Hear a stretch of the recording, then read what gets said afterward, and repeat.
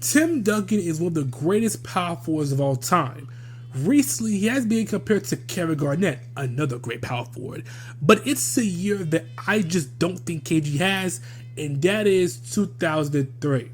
In 2003, Tim Duncan was able to take a lackluster roster to the NBA championship and win it all. This is how Tim Duncan became the best player in the world. Hey, my name is Golden Takes, and this is my Golden Take. Tim Duncan going to the 02-03 season was on a bit of a losing streak.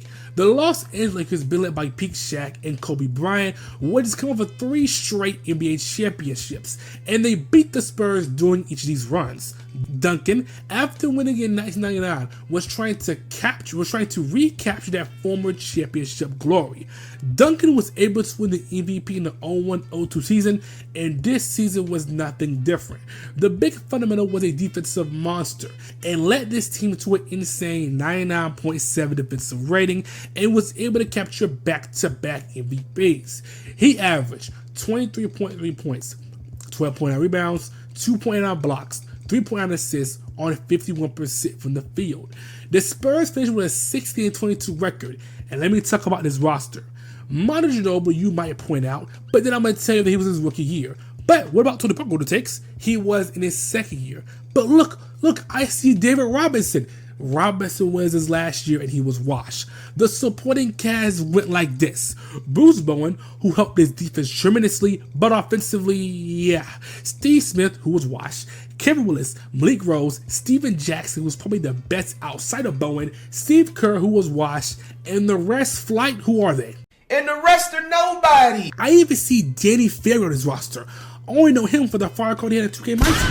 Now, this team just isn't good compared to other teams, and many teams saw them losing to the Los Angeles Lakers. The Lakers, again, were having internal conflict, but were still dominant, and like Tim Duncan would lose again. Now, not going to lie, Kobe Bryant fried this Spurs team, but regardless, the Spurs were able to knock off this team in 6 games. Duncan, in this series, averaged 28 points, 11.8 rebounds, 4.8 assists, 1.3 blocks on 52% from the field. Now, I'm not going to act like Tim Duncan backpacked this team, as players had their moments, but you can clearly tell in the court who was able to change the tide defensively and offensively. Now, in the conference finals, Duncan was actually insane. In game 1, he casually dropped 40 points, and this dominance wasn't just a one-night stand.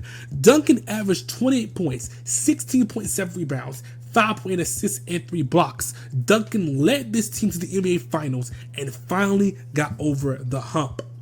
In the NBA Finals, the Spurs were going against the New Jersey Nets. The Nets were being led by Jason Kidd, who were in the finals before.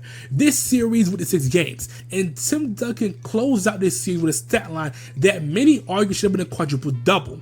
He had 21 points, 20 rebounds, 10 assists, and 8 blocks. He completely dominated and led this team to another NBA championship. Duncan was able to bring his mediocre team an NBA championship by anchoring one of the best defenses in the league. And even though he isn't a show-off scorer, he can get buckets fundamentally and contribute to the game. Duncan was able to save the coach career of Greg Popovich, and it allowed Parker and Ginobili to develop. This was how Tim Duncan became the best player in the world.